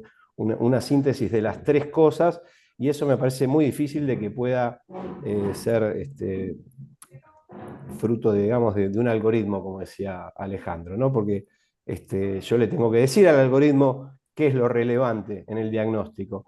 Pero bueno, la pregunta viene por esto, o sea, ¿cómo ven eso? ¿Lo ven como un peligro? ¿Lo pensaron? ¿Dice algo Wieland en su libro sobre esta cuestión? En fin, eso. Sí, empiezo yo por la primera parte de tu pregunta, ¿no? A ver, yo no, digamos, no sé cómo decirte, no soy demasiado partidario de la hermenéutica contencial, pero por razones que no vamos a entrar ahora. O sea, digamos, me parece sumamente interesante, pero creo que exacerba un poco la noción de acontecimiento. Pero en cualquier caso, me importa lo que dices, es muy pertinente por lo siguiente, ¿no? Ciertamente, si en lo que en general se habla con un acontecimiento, tenemos que entender algo, digamos, que no solamente que se presenta como imprevisto, sino como que se presenta, por así decir, como rebasando o estando más allá de las, digamos, de los hábitos de comprensión, tanto conceptual como genérica. De una u otra manera, el intento de la hermenéutica contencial es rebasar el concepto fenomenológico de Erfüllung, ¿no? De cumplimiento de una intención dada que le precede, ¿no? En cierto sentido, hay algo que lo que tú dices que me parece correcto, en el sentido de que el malestar concreto del paciente puedes asimilarlo a un acontecimiento en el sentido de que ahí se está dando algo cuyo sentido no está previamente conocido ni diseñado a partir de los conceptos médicos, por así decir, ¿no? Y que de alguna manera hay que intentar verlo, naturalmente, para lo cual necesitas conceptos y conocimientos previos, pero lo que hay de particular explícito de este paciente no puede estar de antemano subsumido en los conceptos de la enfermedad. Wieland ha mostrado en muchos momentos como las diferencias, digamos, no solamente temporales en el paciente, sino las diferencias individuales entre pacientes de lo mismo, no permiten, por así decir, ser rápidamente subsumidas, sin más, de manera que cada una de las peculiaridades del malestar del paciente necesita ser interpretado, y en ese sentido el necesita ser interpretado quiere decir que no tienes un concepto en el cual inmediatamente puedas, digamos, subsumirlo sin más. En ese sentido puede haber una cierta similitud, digamos así, con el desbordamiento del acontecimiento respecto de las categorías previas, ¿no? Ahí va. Muchas gracias, Ramón, muy bueno. No me acuerdo de tu nombre de pila, por favor. ¿Me lo Claudio, recordás? perdóname, porque estoy Perdón, acá Claudio, con que si otro no, usuario, porque sí. es alumno invitado, entonces yo Ah, tengo que tener sí, sí. alumno invitado. Bueno, no, gracias, Claudio, por tu pregunta. A ver, voy a improvisar algo. Una cosa al respecto de lo que decía Ramón, ¿no? Aparece mucho en el texto la expresión Krankheitsgeschehen, como que la enfermedad es un acontecer, naturalmente, en el sentido que está explicando Ramón. Es decir, claro, entonces, bueno, ahí puede uno aplicar categorías hermenéuticas. Eso creo que la respuesta de Ramón es muy clara, pero efectivamente se utiliza la expresión Krankheitsgeschehen, que es una expresión en alemán bastante obvia en la lengua médica, por lo demás, ¿eh? O sea, no es que es una teoría hermenéutica muy sofisticada pensar que la enfermedad es un acontecer, ¿eh? Es decir, ahí pasa algo, ¿no es cierto? Bueno, entonces eso. Y después lo de la inteligencia artificial, ¿no es cierto? La inteligencia artificial Yo te voy a decir una cosa que es un pelín de una confesión también, ¿no? Bueno, no es si lo están usando a diestra y siniestra esto, en sede médica. Va. Es más, ocultamente. ¿Por qué ocultamente? Bueno, sobre eso voy a decir algo después.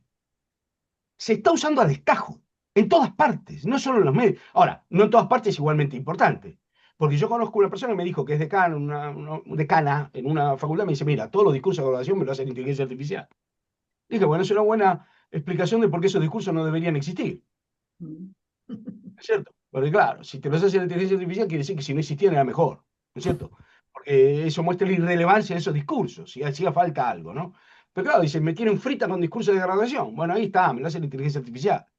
Y yo le pongo los nombres. Esto está pasando en todas partes. Digamos, estamos cerrando los ojos a algo que ha inundado ya el planeta, no está por ocurrir, ¿no? Y a dónde va, no lo sabemos. Yo después voy a decir algo sobre eso. Pero te quería decir lo siguiente. Hay unos aspectos de Wieland que no se refieren a inteligencia artificial, pero en Alemania la computarización de la medicina ya estaba muy avanzada en los años 70. Nosotros llegamos 30 o 40 años tarde a todas estas cosas, en la parte del mundo de la que somos nosotros aborígenes, digamos así, ¿no? Entonces, nosotros llegamos tarde, pero en Alemania la tecnificación de la medicina, en la época que escribe Wieland, ya era algo muy avanzado, ¿no es cierto? Que eso tiene que ver con lo que Heidegger llamó la técnica planetaria desencadenada. Bueno, en sede médica eso, y yo he estado enfermo en Alemania, y no quiero contar cosas más, pero la tecnificación estaba dada. Entonces, hay algunas cosas que dice Wieland al final del libro, y a los que después le dedica un segundo libro del 86, es este, que se llama Strukturwandel der Medizin und ärztliche Ethik, que ahora es el siguiente problema. Supongamos que nosotros podemos modelizar todo eso y proceder sobre esa base mecánica. El diagnóstico es una obligación del médico, no del sistema. Claro. Punto uno. El médico está obligado a diagnosticar, pero además está obligado a dar razón de su diagnóstico. Y también del error de diagnóstico. ¿Qué quiero decir ahora? El diagnóstico es algo que en purismo teórico no se podría hacer, porque nunca se podría pasar de reglas generales a un caso particular. Claro. Sin Perdón, embargo, Alejandro. sí, Encontré la analogía con la justicia, ¿no? Porque el juez, bueno, pues lo digamos, el mismo. juez pronuncia la sentencia y después tiene que justificar los Bueno, y fundamentos de la sentencia. también hay gente que lo quiere reemplazar por máquinas. Mm, Pero veamos, el médico está obligado a diagnosticar, algo que en purismo teórico es imposible. Está obligado a diagnosticar y está obligado a dar razón de su diagnóstico, incluso en instancia judicial. Porque ese diagnóstico se presume que guía su praxis. Bueno, entonces un mal diagnóstico es parte de la mala praxis eventualmente. mm. Bien. Entonces acá tenemos un límite, que es que yo puedo decir que yo puedo delegar todo eso ahí, pero a la hora de dar explicación no puedo decir lo hizo la máquina. Por eso esconden el uso de la máquina en los procesos de diagnóstico, de tratamiento, etc. ¿Por qué? Porque resulta que si después hay un error, yo no puedo decir la culpa es de la máquina. ¿Me explico? Esto también tiene que ver con que esto es una ciencia práctica. El saber práctico no es despersonalizable, porque además de ser no despersonalizable porque está indexado y por todas las cosas que dijimos, porque es algo por lo cual hay que hacerse responsable. Entonces, todo el problema de responsabilidad que aparece aquí es el tema del segundo libro de Wieland sobre esto, que es la Academia de Ciencias de Heidelberg, que es este que les mencionaba, que lamentablemente no está en PDF, no lo puedo, lo pondría a disposición, pero no está. Este hay que comprarlo, no está en PDF, o habría que hacerlo escanear y difundirlo. Pero es un libro que trata directamente de esos problemas, ¿no es cierto? De estos problemas que vos estás señalando, ¿no es cierto? Y ahí está el problema que tenemos nosotros ahora de decir, muy bien, hay máquinas que algorítmicamente puedan realizar unas prestaciones tremendas nosotros. Ahora, el problema es la inserción de esas máquinas en el contexto de la praxis humana. No desaparece el problema. Es un nuevo problema práctico, no un problema algorítmico. ¿Mm? Correcto. ¿Cuál es el uso legítimo de eso? ¿Y en qué medida puede valer como una descarga de mi responsabilidad? Bueno, este problema se está gestionando, naturalmente. Por eso la gente no dice que usa la inteligencia artificial para los diagnósticos. Tampoco lo dice para los discursos de grado, pero eso sería menos relevante. Solo las familias se decepcionarían. Me explico, pero no muere nadie por un discurso de grado. Pero en sede médica esta cuestión es crucial, ¿no es cierto? Y digo una cosa más sobre inteligencia artificial. Yo creo que si somos gente responsable, ahora como, yo no me considero un filósofo, un profesor de filosofía, ¿no es cierto? Pero como profesor de filosofía, tenemos que evitar la tentación de ser profetas sobre lo que va a ocurrir con estas materias. Miren, yo la última cosa que quiero mencionar un poquito, no quiero provocar, si ustedes leyeron las profecías de los filósofos sobre lo que iba a pasar con la pandemia y leen ese librito Sopa de Wuhan, Sí. Ujú. no sé si tendrán la misma impresión que yo, pero la impresión que yo tengo es que perdieron la oportunidad de callarse. Leído 3 años después, no 10 años después. Entonces, ahora hacer una cantidad de teorías sobre inteligencia artificial, sin haber hecho ninguna experiencia de uso de eso. Tratar de manera tecnooptimista de decir que esto va a ser la panacea, o tecnopesimista de decir que esto nos va a llevar a la catástrofe, es la típica situación que se ha dado siempre, y yo pienso que si somos responsables deberíamos suspender el juicio, que es una estrategia escéptica antigua muy aconsejable, cuando uno no sabe, para ver qué es lo que pasa. Porque yo tengo para mí, y estoy muy lejos de ser un tecnooptimista, que no estamos en condiciones todavía de evaluar lo que estos dispositivos son capaces de hacer. Yo he hecho al respecto pequeñísimas incursiones, tipo hobby. Puedo decir que todavía no entiendo lo que pasa. Ahora, que no lo entienda yo no es problema, ¿eh? Habrá alguien que entienda, no lo sé. Pero yo noto hay una cantidad de paneles, a mí me invitaron a varios, a ver, a hablar de la inteligencia artificial, esto, lo otro, y estamos hablando de algo que no sabemos ni cómo funciona ni cómo se va a desarrollar, naturalmente, ¿no? Y siempre tratando de ser inteligentes y de decir cosas definitivas sobre algo que está en marcha y las cotas que está alcanzando y que va a alcanzar, pero no en 10 años, en 2, eventualmente, son imprevisibles. Yo lo que creo que tenemos que ser sensatos y flexibles y tratar de ver las cosas como son. Pero esa es una tarea ímproba, muy difícil. Mm. Mi modesta opinión, ¿eh? Muchas gracias. Gracias. Ay, se me fue tu nombre, espera que ya me Claudio, Claudio, Sí, sí, Claudio. sí, Claudio. Sí, Valentina. Hola, ¿qué tal? Buenas tardes. Bueno, mi pregunta es en relación al parecido que hay entre el juez y el médico mencionado por Kant en la crítica del juicio, porque en el caso del juez lo que veo es que por un lado estaría la facultad de juzgar propiamente dicha, la aplicación, pero por otro lado, el corpus conceptual, ¿no?, que maneja el juez, que luego aplica, ¿no? Y en el caso del juez, el corpus estaría creado por ejemplo, por el Parlamento o por una constitución, y él lo que haría es bajar eso al caso particular. Pero en el caso del médico no tenemos un parlamento aparte, o sea, es el mismo médico, y ni hablemos en el caso de los psiquiatras, ¿no?, porque salud mental es como es todo un tema aparte. En el caso del médico, juzga y crea el corpus. Entonces, me gustaría si pueden aclarar acá cómo sería esta diferencia respecto del juez, porque, del médico y el juez, porque es como que para el caso del médico se plantea el problema de dónde saca el médico las categorías nosográficas y las explicaciones nosológicas. ¿Se entiende? Porque yo ahí veo como una especie de circularidad que no tiene el juez, porque el juez tiene como las dos instancias muy bien separadas. El Parlamento, por un lado, por poner un ejemplo, ¿no?, es pues una autoridad, por un lado, que crea leyes, y por otro lado, el juez que las aplica. Esa es la pregunta. No sé si Ramón quiere decir algo, ¿no? No, empieza tú que... Bueno, a ver, sí, gracias, ¿no? Yo quisiera mitigar un poco el planteo en el siguiente sentido. Eh, Uno tiene hoy el problema en la judicatura de lo que se llama la creación de derecho por los jueces, ¿no? Es decir, que en lo que hay un problema tremendo con el problema de lo que se llama el derecho creativo a través de las sentencias, ¿no es cierto? Y hay gente que discute que eso no puede ser, y hay gente que dice que el juez no está extralimitando, es otra que dice que no, que el derecho tiene que ser sustantivo y tiene que interpretar la norma a la luz, digamos así, de principios más generales que la norma no contiene. No, bueno, ahí tenemos un problema, ¿no?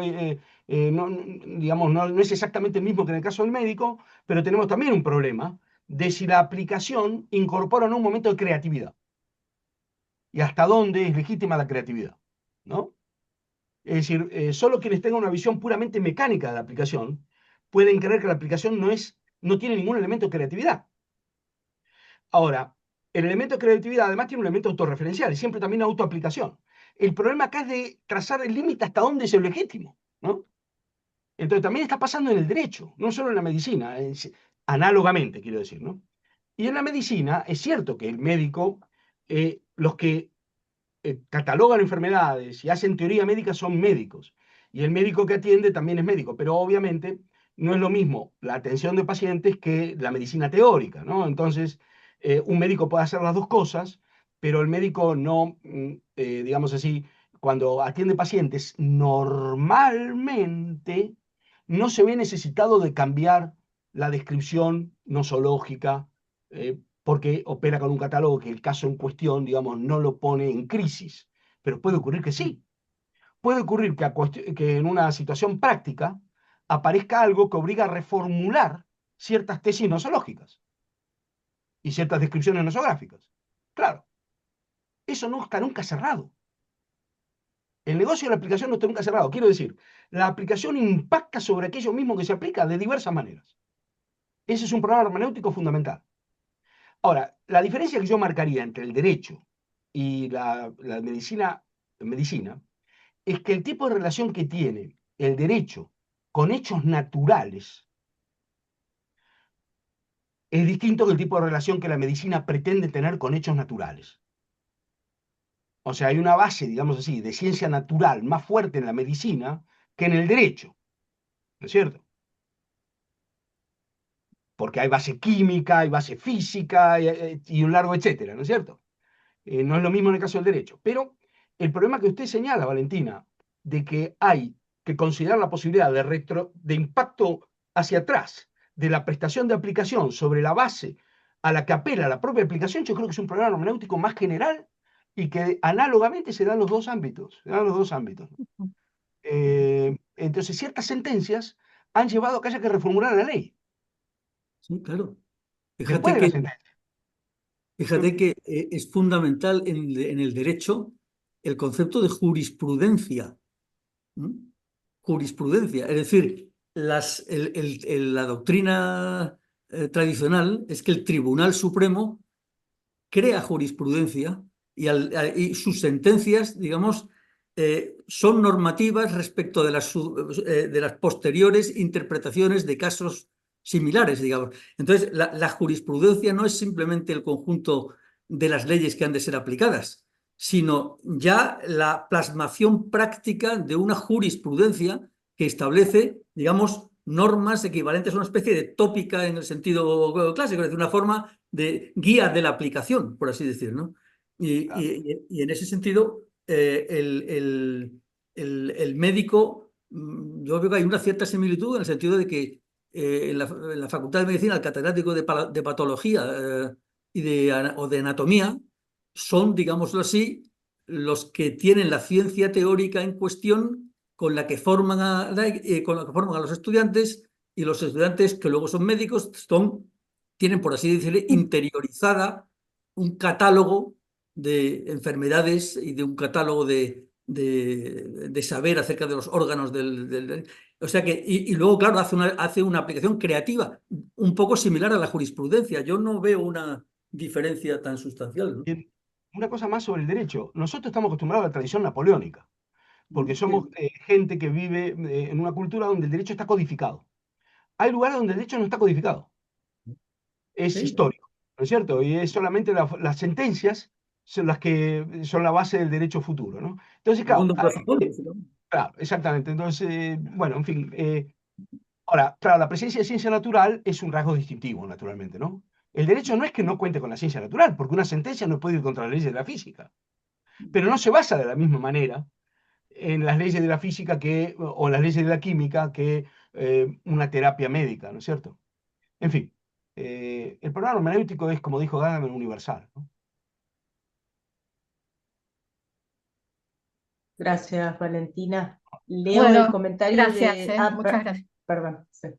Leo el comentario de Marina y luego le damos la palabra a Ariel. Marina comenta que la incertidumbre del diagnóstico es una noción crucial, ¿no es cierto? Relacionado con lo que comenta Ramón sobre el uso o abuso de los elementos de diagnóstico mecánico que dejan de lado el control clínico. Sí, totalmente. Claro, claro, totalmente. Hay mucho sobre inseguridad del diagnóstico en el libro de Dylan, ¿eh? O para los que quieran leer. Falta de ser, perdón, hay mucho sobre, no escuché, perdón, Alejandro. Sobre el problema de la inseguridad del diagnóstico. Ah, O sea, el diagnóstico se falta de realiza siempre bajo incertidumbre, condiciones de inseguridad. claro. Sin embargo, hay una vinculación de llevarlo a cabo. Por lo tanto, el tema de la probabilidad, la inseguridad, el diagnóstico está muy tratado en el libro. Aprovecho a hacer un comentario y después ya vamos, Ariel, con lo tuyo, porque iba en esta dirección mi pregunta. A partir del tipo, o digamos así, de la base sobre la cual cada vez más eh, intensamente se hacen los diagnósticos, quiero decir, estudios por imágenes, es decir, la falta eh, del Krankheitsgeschehen, es decir, de que sea un paciente al que estoy tratando, sino que son valores que no se adecuan a una tabla general, universal, y a partir de ahí se construye, lo digo quizá está mal esto, ¿no? Pero se construye un paciente, es decir, se construye la enfermedad de un paciente, porque cada vez más está la tendencia, por lo menos en Argentina, es decir, de la poca necesidad de ver al paciente. Es decir, mandamos todos los estudios, después cuantificamos y a partir de lo cuantitativo vemos cómo se adapta o no a una tabla de valor y con eso avanzamos en el diagnóstico, en el tratamiento. Bueno, entonces eso lo que yo pensaba cuando leía partes del libro de Wieland, tendrá que ver con esa necesidad de respaldar de dar cuenta de un diagnóstico de una forma, si bien es impreciso, decir, bueno, pero tengo, digamos, lo quiero decir más claro, que hoy la medicina busque un respaldo cuantitativo, un respaldo automático para aquello que es propio de la medicina, que es no saber, es decir, no poder dar un diagnóstico cierto nunca, o en muy pocos casos.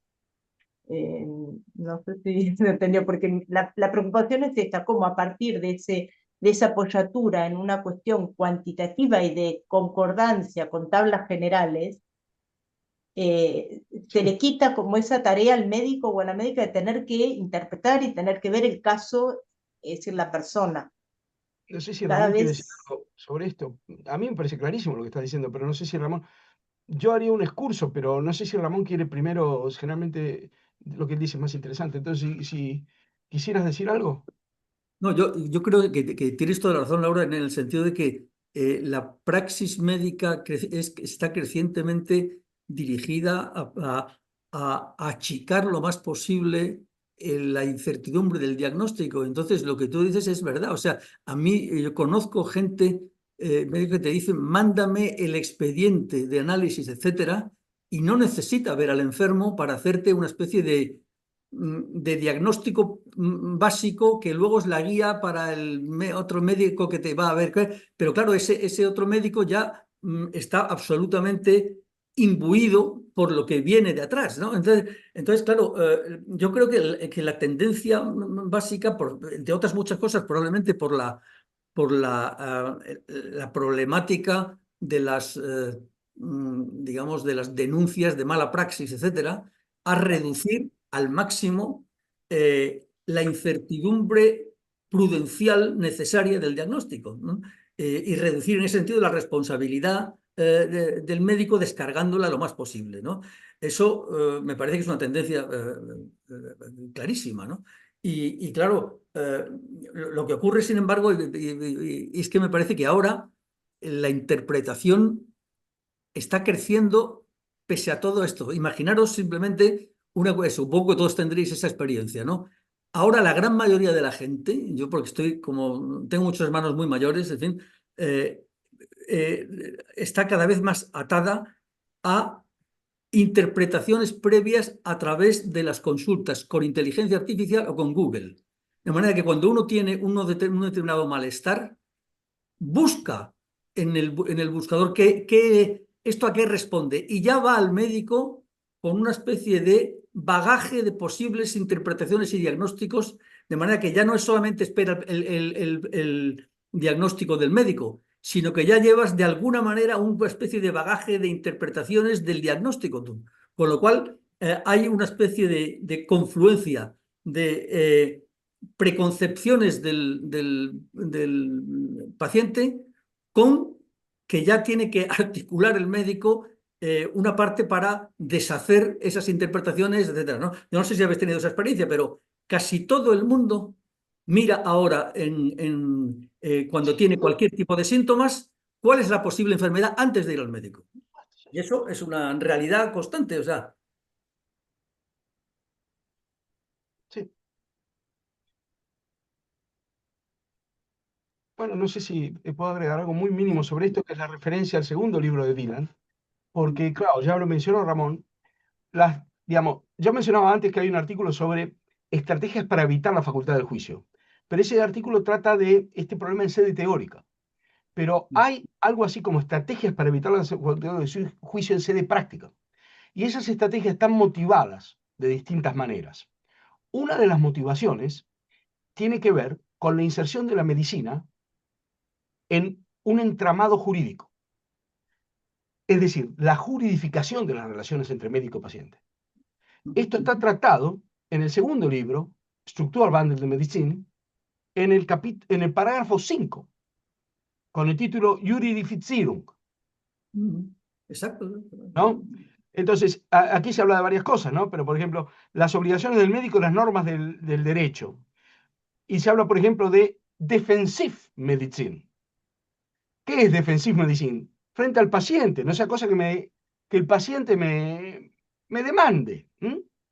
Entonces, ¿qué ocurre? Como hay una visión de la facultad del juicio según la cual sería no racionalidad, sino arbitrariedad, y la racionalidad se reduciría al algoritmo y al cálculo, si usted, que está encargado de llevar a cabo una mediación que no es de algorítmica, se equivoca, yo le pregunto por qué no calculó, cuando no podía calcular.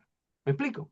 Entonces, yo tengo que disfrazar todo de cálculo, porque luego, si no, me dicen que por qué no calculé, ¿no es cierto? Estoy poniéndolo en términos más o menos grotescos, ¿no? No, exacto, exacto. Este es el boomerang, ¿no es cierto? De una mentalidad, digamos así, que es normarlo todo y al mismo tiempo asociar todo eso con una interpretación técnica del pensamiento. Porque antes uno se entregaba al médico y decía, bueno, el médico puede fallar, pero yo también, naturalmente. ¿Y qué me va a ayudar si no el médico?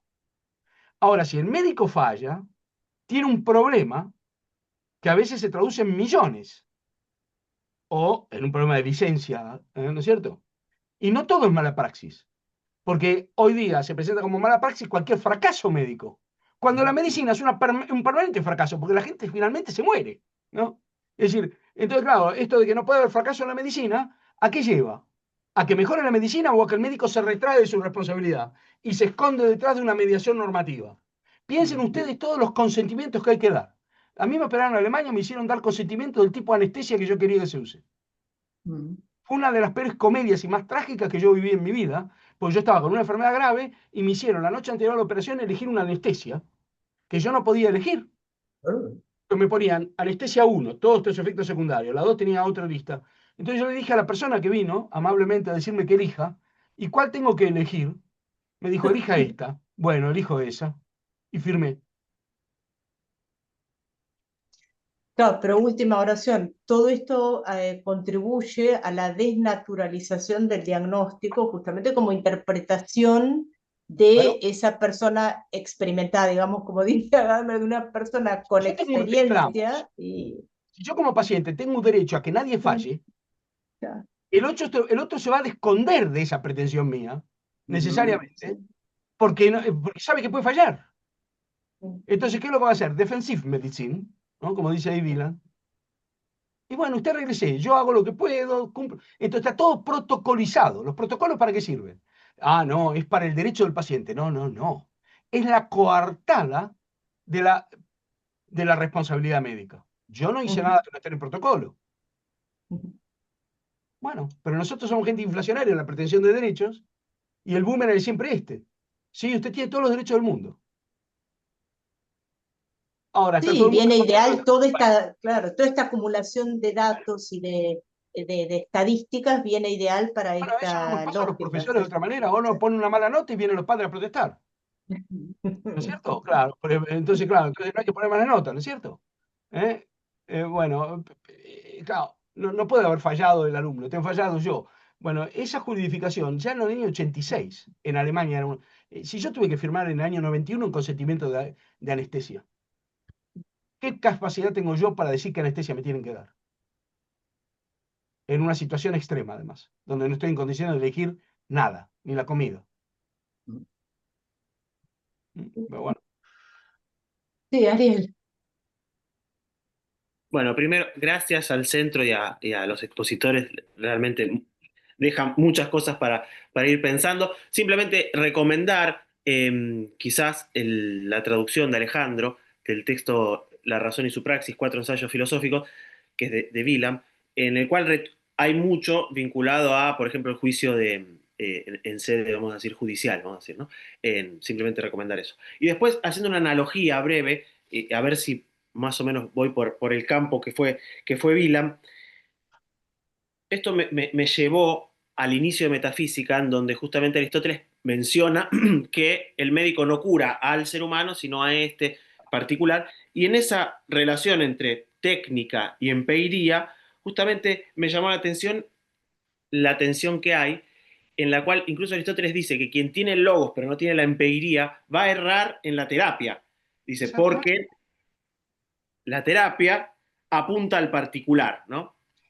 Apunta al particular. Entonces también me llevó a la analogía médico-político, que también se hace mucho en contexto griego, ¿no? Puede ser que esta relación entre experiencia, y por eso los jóvenes no pueden ser médicos, diríamos, y los jóvenes no podrían ser políticos, experiencia y condicionalidad justamente trate de no replicar el modelo de regla y caso, sino de experiencia, condicionalidad, en la cual están incluidos distintos niveles, hasta categorialmente diversos, incluidos hasta la TIGE, ¿no?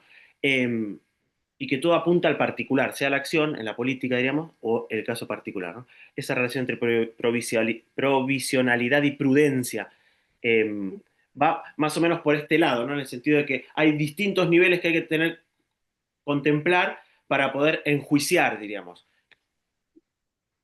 No sé si Ramón quiere intervenir.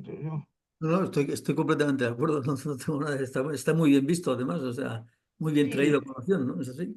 es que estas son inspiraciones que Wieland tiene, naturalmente. O sea, la inspiración aristotélica de lo que dice Wieland es evidente, ¿no? Y ese pasaje, nos dice, por ejemplo, uno lo ve eso cuando la gente joven está haciendo la residencia médica, muchas veces las enfermeras le soplan al médico que está en práctica. Claro. Y el médico tiene el título y la enfermera le dice, "Shh, tiene esto", porque está haciendo un examen el médico, ¿no? ¿Por qué? Porque, bueno, el otro sí, tiene manual en la cabeza, pero la enfermera vio 20 años gente que estaba en esas condiciones. Claro, y Aristóteles dice claramente eso ahí, que desde el punto de vista práctico, la empiría es más eficaz que la técnica, desde el punto de vista práctico, no en el ámbito de la explicación, porque la enfermera puede desconocer la explicación. Bueno, entonces esa tensión es la que está en juego aquí, naturalmente.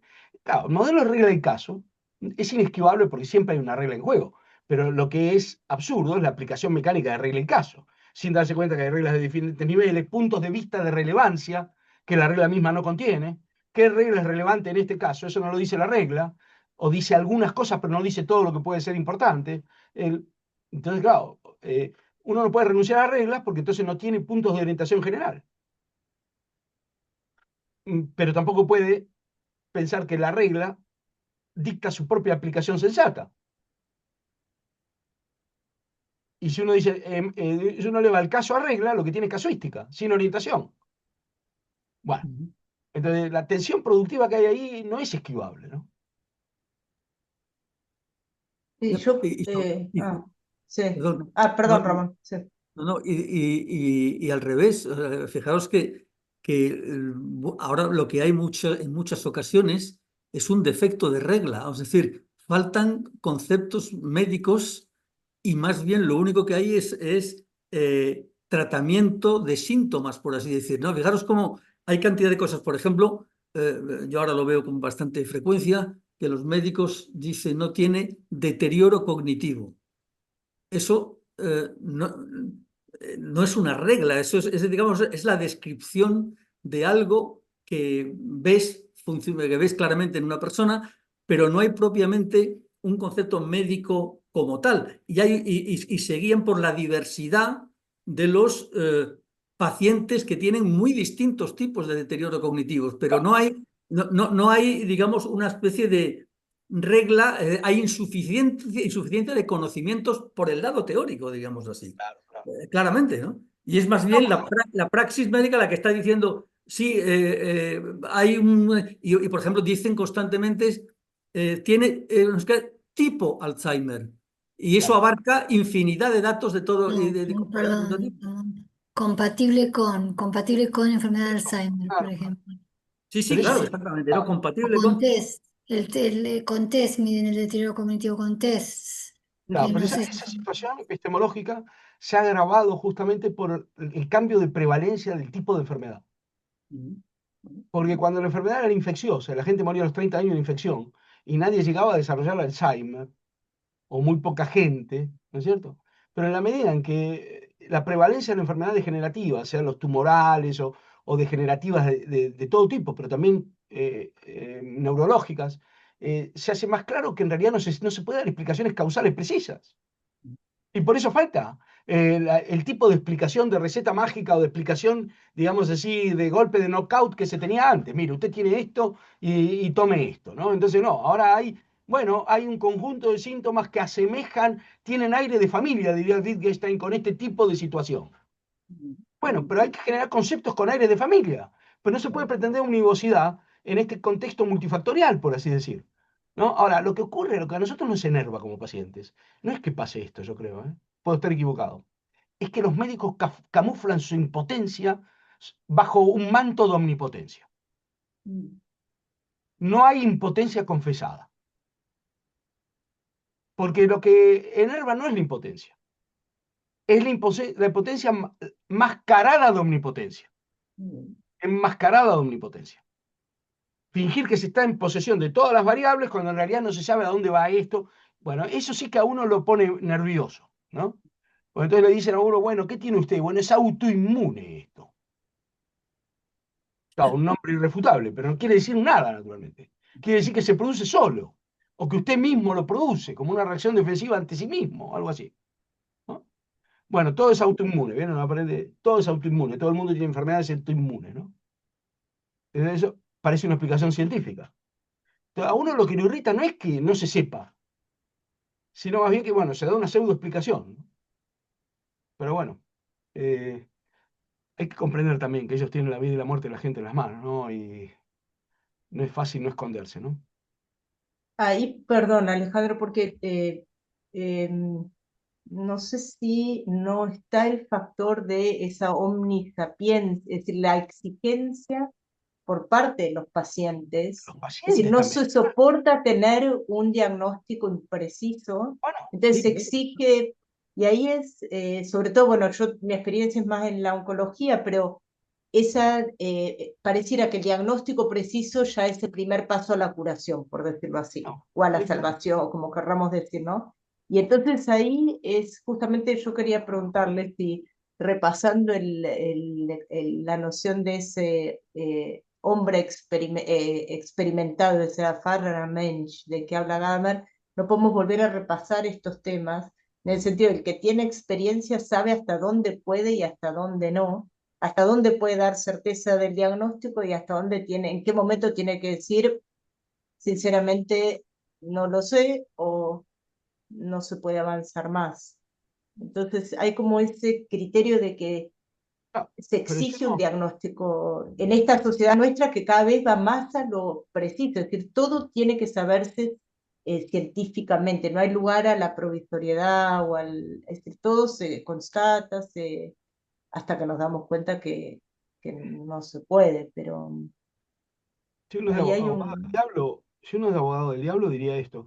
¿Cómo se puede esperar que el médico encarne esa idea del hombre experimentado, que por lo tanto es consciente de sus límites, etcétera, si el paciente es un infantil en sus exigencias? Es decir, porque aquí las dos experiencias deberían poder encontrarse en un punto.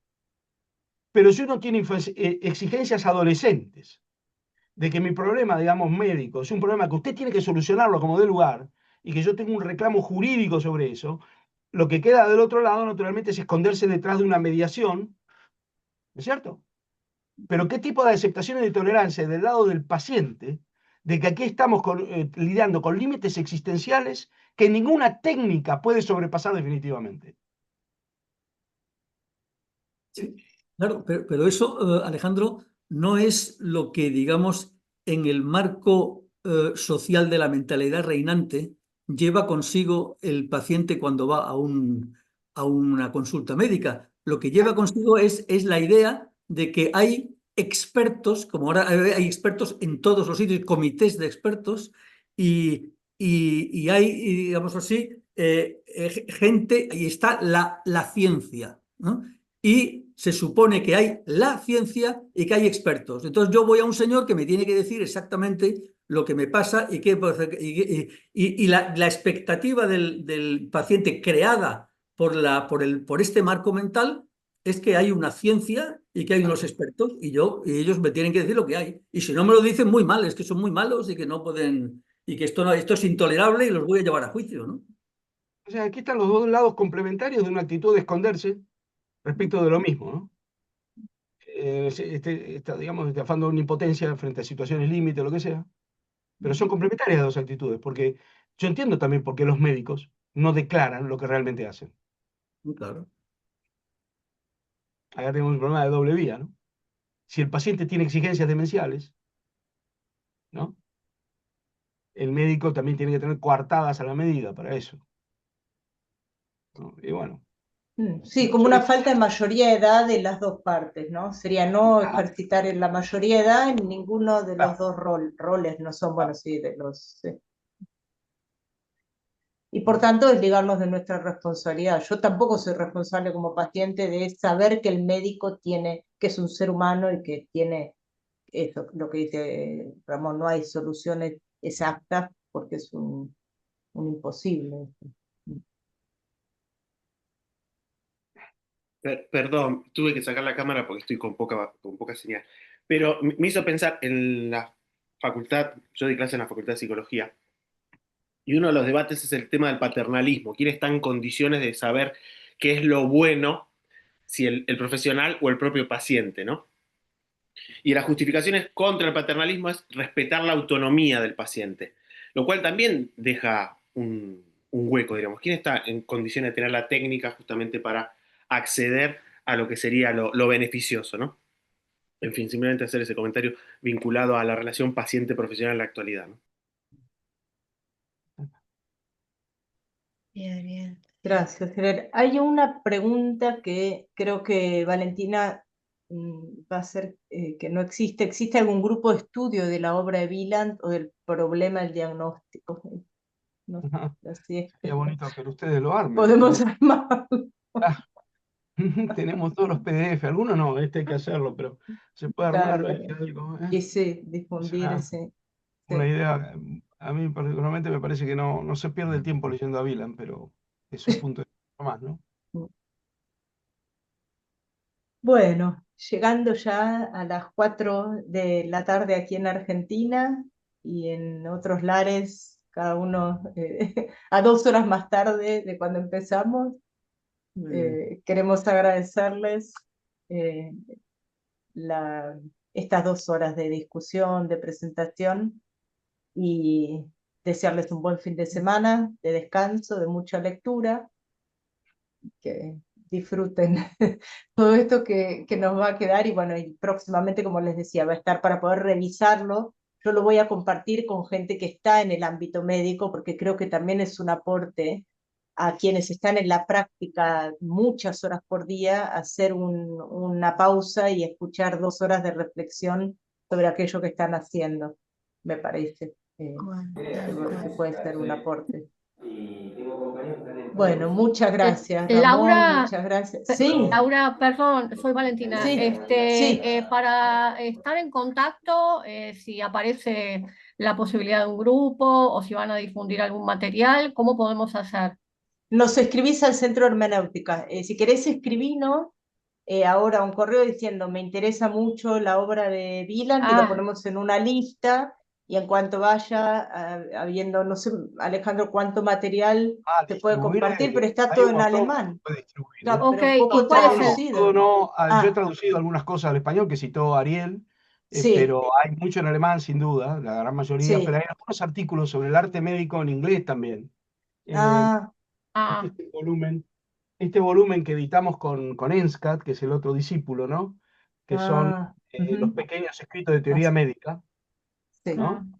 Qué Tiene bueno. varios, tiene un pan en inglés, o sea, hay cosas en inglés también, no muchas, pero hay. En fin. Y yo encantado de poner a disposición, Laurita me puede avisar y Sí, yo Sí, encantado. el mail del Centro de ahí está. Hermenéutica. Está ahí justo. Ah, ok, muchas Sí. gracias. Entonces, bueno, con Encantado. tiempo, Sí. sin ninguna prisa, yo te mando un correo, Alejandro, para hacer como una suerte Sí, cómo no. Yo de encantado. listado de bibliografía, la que se pueda difundir, la podemos difundir a quienes nos consulten a través de Hermenéutica, si te parece. Sí, encantado. Yo Bueno, encantado de ayudar en eso. perfecto. Entonces ya dejemos unos meses de tiempo para armar esta lista y ya después vamos compartiéndola. Muchas gracias. Bueno, Alejandra. muchísimas Perfecto. gracias. Muchas gracias. Gracias.